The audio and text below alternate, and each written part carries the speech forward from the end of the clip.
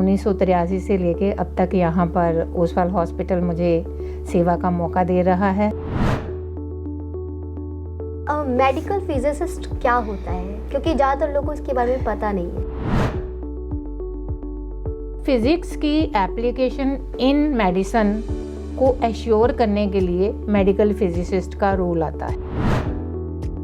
जो medical physicist होते हैं उनका रोल क्या होता है, किस तरीके से मेडिकल फिजिसिस्ट काम करते हैं? ਤੇ ਇਹ ਸਾਡੇ ਟੈਕਨੋਲੋਜਿਸਟ ਜਿਹੜੇ ਹੈਗੇ ਆ ਉਹ पूरे 30 दिन उस प्लान ਨੂੰ एग्जीक्यूट करते हैं।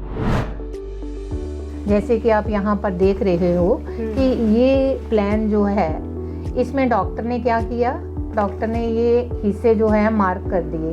जैसे ये हमारा नॉर्मल हिस्सा है, ये छोटा सा आप देख रहे हो ट्यूमर का हिस्सा है, ये छोटा सा हिस्सा हमने ट्रीट करना है और इसके साथ ये वाला हिस्सा जो है इसको हमने सेव करना है। तो पेशेंट के ट्रीटमेंट को एश्योर कैसे किया जाता है कि पेशेंट बिल्कुल ठीक हो जाए? यस, और बहुत अच्छा सवाल है। इसमें क्या होता है कि जब हम प्लान बना लेते हैं, हमारे पास ऐसे फैंटम होते हैं जो कि मनुष्य जैसे ही होते हैं पर मनुष्य नहीं होते। फैंटम है, फैंटम हम उसको कहते हैं कि जो कि एक इंसान की बॉडी की तरह होता है। तो पेशेंट को ट्रीटमेंट देने से पहले हम इसमें चेक करते हैं कि जो ट्रीटमेंट प्लान हमने मरीज़ के लिए बनाया है वो बिल्कुल ठीक उसी तरह से एग्जीक्यूट हो रहा है। जो नकली इंसान रूपी फैंटम है उसको हम फैंटम बोलते हैं, उसमें भेजते हैं। पहले उसके ऊपर ड्रिवर करके चेक करते हैं कि वाकई जो हमने बनाया है वो वैसे का वैसा पेशेंट को ट्रीट कर रहा है। तो इस डोजीमीटर के द्वारा हमें पता चलता है कि जो हमारे यहाँ रेडिएशन वर्कर काम कर रहे हैं उनको कितनी डोज मिल रही है। पिछले 50 साल से रेडिएशन फील्ड में काम कर रही हूँ, लेकिन मेरी 1 साल की डोज भी आज तक पूरी नहीं हुई है। जब ये रेडिएशन थेरेपी आप पेशेंट्स को देते हैं तो कितना टाइम लगता है पेशेंट को बिल्कुल ठीक होने में? We try to give best to the patient, हमारा सबका यही है। आत्मा चैनल देख रहे सभी दर्शकों का स्वागत है। मैं हूं नलिनी। बात करने लगे हैं रेडिएशन डिपार्टमेंट की most senior doctor Kamlesh Pasi ji से। मैम, सबसे पहले आपका हार्दिक स्वागत है। Thank you ma'am. मैम, थोड़ा अपने बारे में बताइए। मैं यहाँ पर 1983 से काम कर रही हूँ। तो पहले मैं एक टेक्नोलॉजिस्ट थी, उसके बाद 1986 में ओसवाल हॉस्पिटल ने मुझे स्पॉन्सर किया हायर स्टडी के लिए। तो मैं BARC, जिसको भाभा एटॉमिक रिसर्च सेंटर कहते हैं, वहाँ से मतलब 1 साल की ट्रेनिंग लेके आई जो कि मेडिकल फिज़िक्स के बारे में थी। तो उसके बाद तब से मैं यहाँ पर एज ए मेडिकल फिजिसिस्ट काम कर रही हूँ। और अब मैंने मेडिकल फ़िज़िक्स में ही डॉक्टरेट की है मुंबई यूनिवर्सिटी से। और 1983 से लेके अब तक यहाँ पर ओसवाल हॉस्पिटल मुझे सेवा का मौका दे रहा है। तो इसलिए मैं अभी यहाँ पर कंटिन्यू कर रही हूँ। मैम, मेडिकल फिजिसिस्ट क्या होता है, क्योंकि ज़्यादातर लोगों को इसके बारे में पता नहीं है। हाँ, ये एक बहुत अच्छा क्वेश्चन है जो कि लोगों को की नॉलेज में आना चाहिए। क्योंकि हम अक्सर क्या करते हैं, हम जानते हैं कि डॉक्टर जो हैं वो पेशेंट को ट्रीट करते हैं, और या टेक्निकल स्टाफ जिसको हम टेक्नोलॉजिस्ट या थेरेपिस्ट कहते हैं, या फिर नर्सिंग स्टाफ होता है। जो मेडिकल फिजिसिस्ट हैं उसके बारे में बहुत कम लोगों को पता होता है कि वो क्या हैं। आज जैसे हम देख रहे हैं कि आधुनिक समय में जो सारी मशीनें हैं वो AI गाइडेड हैं। तो उसमें क्या है, बहुत पार्ट जो है वो फिज़िक्स का है। तो वो फिज़िक्स की एप्लीकेशन इन मेडिसिन को एश्योर करने के लिए मेडिकल फिजिसिस्ट का रोल आता है। तो जैसे रेडिएशन ऑन्कोलॉजी है, इसमें जो क्लिनिकल पार्ट होता है, मरीज़ के बारे में, उसकी बीमारी के बारे में जानना, उसके कौन से पार्ट में बीमारी है और उसको हमने क्या ट्रीटमेंट देना है, रेडिएशन थेरेपी देनी है, कीमोथेरेपी देनी है या सर्जरी होनी है, ये डॉक्टर्स डिसाइड करते हैं। लेकिन एक बार जब ये फैसला हो जाता है कि हमने इसको रेडिएशन थेरेपी से ट्रीट करना है, तो फिर हम अपना प्रोसीजर जो है उसको फॉलो करते हैं। ओके, तो जो मेडिकल फिजिसिस्ट होती है उनका रोल क्या होता है, किस तरीके से मेडिकल फिजिसिस्ट काम करते हैं? मेडिकल फिजिसिस्ट का जो रोल है वो बहुत इम्पॉर्टेंट रोल है। वो एक कड़ी के रूप में काम करते हैं। जैसे कि जो डॉक्टर ने आदेश दिया कि इस मरीज को हम इस तरह से प्लान करना चाहते हैं, इसका ये हिस्सा बचाना चाहते हैं, ये हिस्सा हम ट्रीट करना चाहते हैं, उसके बाद जब वो प्लान मेडिकल फिजिसिस्ट बनाता है, जैसे कि आप यहाँ पर देख रहे हो कि ये प्लान जो है इसमें डॉक्टर ने क्या किया, डॉक्टर ने ये हिस्से जो है मार्क कर दिए। जैसे ये हमारा नॉर्मल हिस्सा है, ये छोटा सा आप देख रहे हो ट्यूमर का हिस्सा है, ये छोटा सा हिस्सा हमने ट्रीट करना है और इसके साथ ये वाला हिस्सा जो है इसको हमने सेव करना है।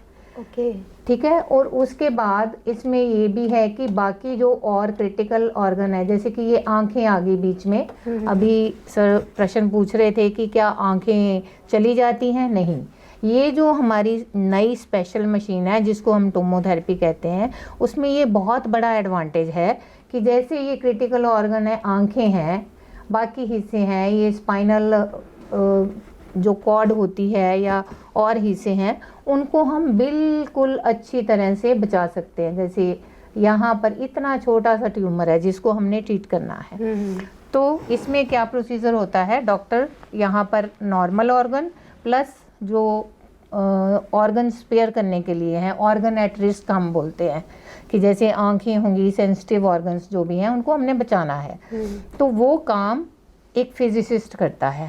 फिजिसिस्ट सारा प्लान बनाता है। ओके, और उसके बाद जब प्लान बन जाता है, जैसे कि हमने जो जो डिसाइड किया है कि कौन से हिस्से को कितनी डोज मिलनी चाहिए, उससे ज़्यादा नहीं मिलनी चाहिए। उससे ज़्यादा मिलेगी तो टॉक्सिसिटी बढ़ेगी, भाव पेशेंट को कोई ना कोई कॉम्प्लिकेशन आएगी, तो उसको अवॉइड करने के लिए हमने टारगेट हमने सेट किए होते हैं डॉक्टर्स और फिजिसिस्ट ने मिलके। और जो पुराने हमारे जो बहुत सारे पहले प्रोजेक्ट्स हो चुके हैं जिनके द्वारा ये फाइनल हो चुका है कि इस तरह हमें अचीव करना चाहिए इस टेक्नोलॉजी से, तो वो हम सारा जब अचीव कर लेते हैं फिर डॉक्टर और फिजिसिस्ट दोनों बैठते हैं और उसको फाइनल करते हैं कि हाँ ये प्लान अप्रूव है। तो इसमें फिजिकली हम उसको यस करते हैं कि फिजिसिस्ट ने भी देख लिया है और डॉक्टर ने भी देख लिया है, मतलब ये प्लान अब फाइनल है, इसको हम पेशेंट के लिए अब ये बिल्कुल तैयार है।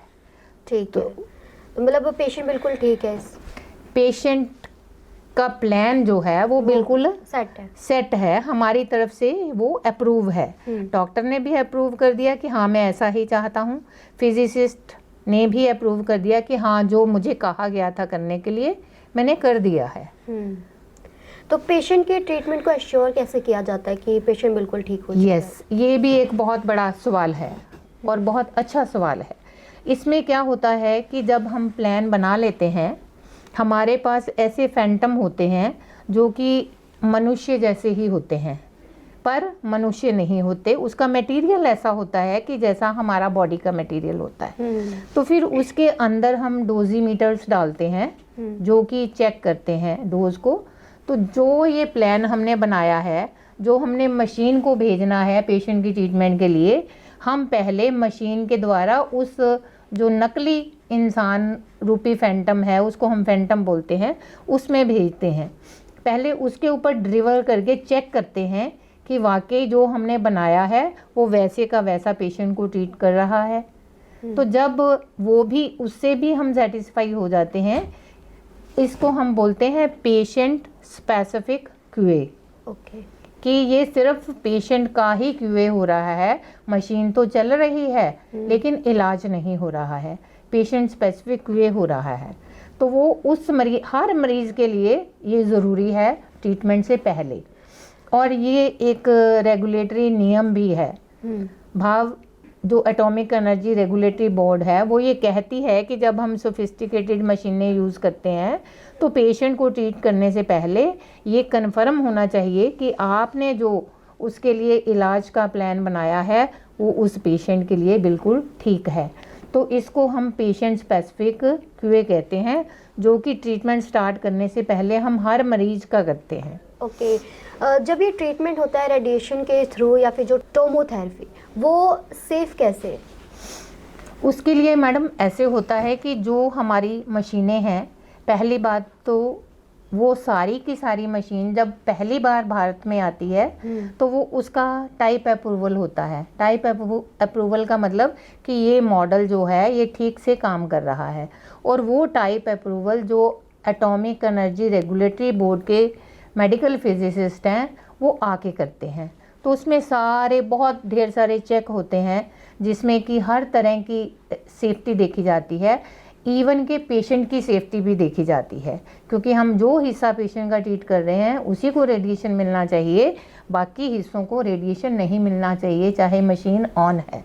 ओके तो इस तरह से ये पहला स्टेप होता है। दूसरा स्टेप होता है कि हमने जो बंकर बनाया है, जो कमरा बनाया है जिसमें वो मशीन लगानी है, उसका भी एक स्पेशल प्लान होता है, ताकि वो इस तरह से बनाया जाता है कि अगर उसके बाहर बंदा खड़ा भी रहे तो उसको रेडिएशन नहीं लगेगी। उसकी थिकनेस, उसका डिज़ाइन इस तरह से चुना जाता है कि और किसी लोगों को, जैसे जो हमने रेडिएशन लिमिट सेट की हुई है रेगुलेटरी बॉडी ने, उससे ज़्यादा किसी को कोई रेडिएशन नहीं मिलती है। जैसे हमारा स्टाफ बाहर बैठा रहता है तो उनको रेडिएशन जो है वो सेफ लिमिट्स में ही रहते हैं। ओके उनको इफेक्ट नहीं करती है? उनको इफ़ेक्ट नहीं करती है। और अगर जितनी भी उनको रेडिएशन मिलती है, जैसे आप ये देख रहे हैं, ये एक डोजीमीटर है। ओके इसको हम TLD बोलते हैं, थर्मोलुमिनेसेंट डोजीमीटर। तो इस डोजीमीटर के द्वारा हमें पता चलता है कि जो हमारे यहाँ रेडिएशन वर्कर काम कर रहे हैं उनको कितनी डोज मिल रही है। तो जैसे 1 साल की लिमिट है 20 मिलीसीवर्ट, ठीक है, एक बंदे के लिए। पर मैं पिछले 50 साल से रेडिएशन फील्ड में काम कर रही हूँ, लेकिन मेरी 1 साल की डोज भी आज तक पूरी नहीं हुई है। कि हम इतनी सेफ्टी से, हमें हमारा जो सिस्टम है वो इतना सेफ बनाया गया है कि usually until unless it is a accident, normal conditions में हमें डोज नहीं मिलती है। हमें डोज नहीं मिलती है तो फिर पब्लिक की तो वैसे ही बहुत कम मिलेगी, क्योंकि वो रोज़ाना यहाँ नहीं आते हैं। तो इस तरह से सिस्टम को सेफ बनाया जाता है। प्लस इसके अलावा क्या होता है कि रेगुलेटरी बॉडी ने मतलब हमें एक लिस्ट दी हुई है क्वालिटी एश्योरेंस टेस्ट की। हमने एश्योर करना है कि ये मशीन ठीक है, फंक्शनिंग के लिए ठीक है। तो उसके लिए उन्होंने हमें डेली टेस्ट दिए हुए हैं कि ये टेस्ट तो आपने रोज़ाना हर मरीज़ के, हर मशीन के करने ही करने हैं। उसके बाद वीकली टेस्ट हैं, वीकली टेस्ट करते हैं। फिर मंथली टेस्ट हैं, उसमें और ज़्यादा टेस्ट होते हैं। और फिर ईयरली टेस्ट हैं। ये मेडिकल फिजिसिस्ट जो हैं safe practice of radiation and safe application of radiation technology के लिए मस्ट किए हैं कि ये सारे क्वालिटी एश्योरेंस टेस्ट आपने करने हैं, और हम डेली करते हैं। उसके बाद आ जाता है कि इनका, ये तो एक टेस्ट हो गए, एक क्वालिटी एश्योरेंस होता है फिर इनका, मैकेनिकल क्वालिटी एश्योरेंस, ये रेडिएशन क्वालिटी एश्योरेंस है, क्वालिटी मैकेनिकल होगा वो भी हर मशीन का, चाहे वो सिमुलेटर है, चाहे वो हमारा दूसरा एक्सेलरेटर है, चाहे वो टोमोथेरेपी है, चाहे वो ब्रैकीथेरेपी है, HDR मशीन जो है, कोई भी, चाहे वो एक्सरे में मशीन्स हैं, उन सब का mechanical QA plus radiation QA जो है वो मेडिकल फिजिसिस्ट की सुपरविज़न के अंडर, या ये रेडियोथेरेपी में तो मेडिकल फिजिसिस्ट के द्वारा ही किया जाता है।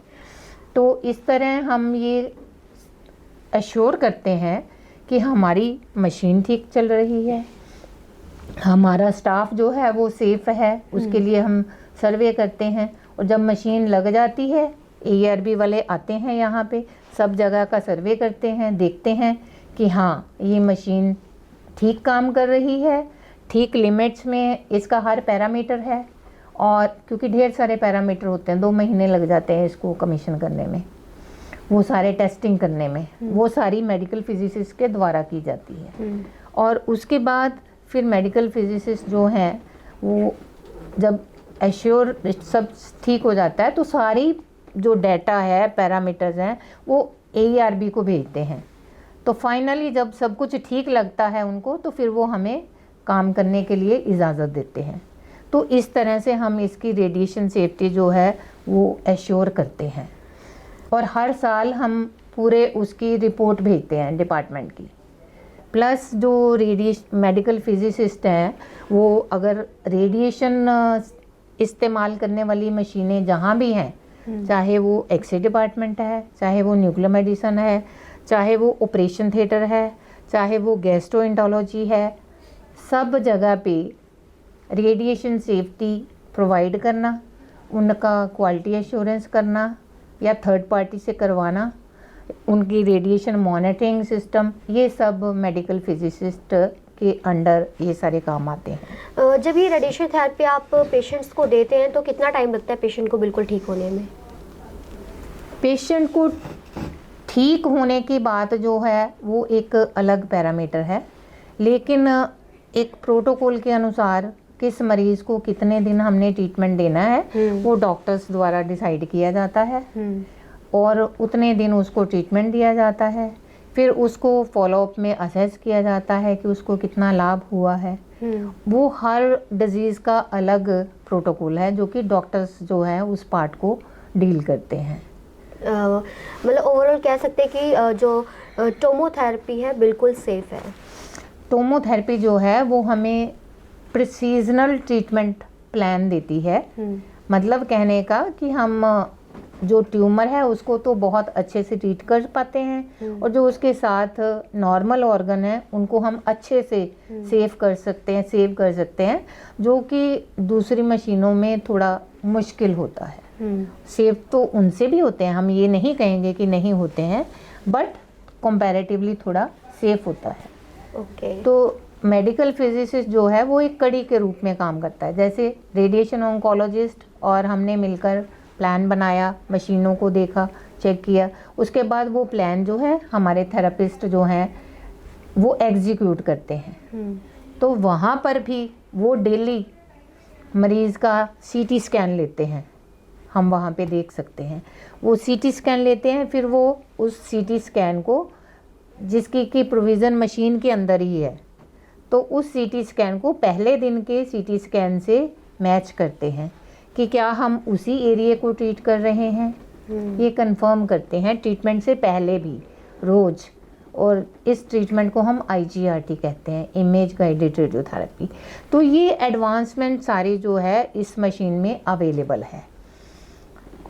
नहीं तो किसी को कहाँ पे लग रही है हम देख नहीं रहे हैं, हमें पता नहीं चलता है कि कहाँ पे लग रही है। लेकिन इस मशीन में हम रोज़ाना कौन सा पेशेंट जो है वो बिल्कुल जब सारे पैरामीटर मैच कर जाते हैं, वही एरिया जो है आ जाता है, तब हम पेशेंट को ट्रीट करते हैं। क्योंकि यहाँ पर हमारी MM की परफेक्शन होती है। हमने 2 mm से ज़्यादा हम शिफ्ट जो है किसी भी साइड पे एक्सेप्ट नहीं करते हैं, उसको उसी पोजीशन में ला के उसको किया जाता है। अगर हमें डाउट होता है या हमें दिख रहा है कि ये उस पोजीशन में नहीं है, तो फिर पेशेंट को दोबारा से उसका पूरा प्लान बनाया जाता है, दोबारा से उसका इमोबिलाइजेशन सिस्टम बनाया जाता है। आप देख सकते हैं, हम दिखाएंगे कि इमोबिलाइजेशन क्या होता है और क्यों करते हैं हम। और उसके बाद फिर CT स्कैन लिया जाता है, फिर उसका सारा दोबारा से वही काम किया जाता है, फिर प्लान बनाया जाता है। तो we try to give best to the patient, हमारा सबका यही एम है। थैंक यू मैम इतनी सारी इन्फॉर्मेशन शेयर करने के लिए। हमें उम्मीद है कि हमारे दर्शकों को भी ये इन्फॉर्मेशन काफ़ी सही लगी होगी, अच्छी लगी होगी। और आप जाते जाते हमारे दर्शकों को एक मैसेज दे दें। हम दर्शकों को यही मैसेज देना चाहते हैं, पहले तो हम परमात्मा से दुआ करते हैं कि कोई भी बीमार हो ही नहीं, लेकिन अगर कोई बीमार हो गया है तो हम चाहेंगे कि आप हमारे पास आएँ, जहाँ पर एक ही जगह पर रेडिएशन, सर्जरी, कीमोथेरेपी और सारा कुछ बड़े प्रेम से और अच्छे भाव के साथ किया जाता है।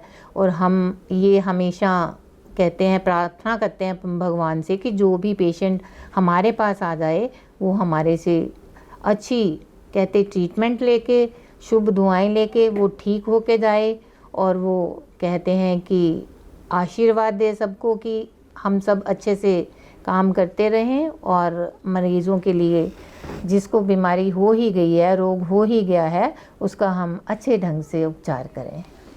बहुत बहुत शुक्रिया मैम। Thank you ma'am.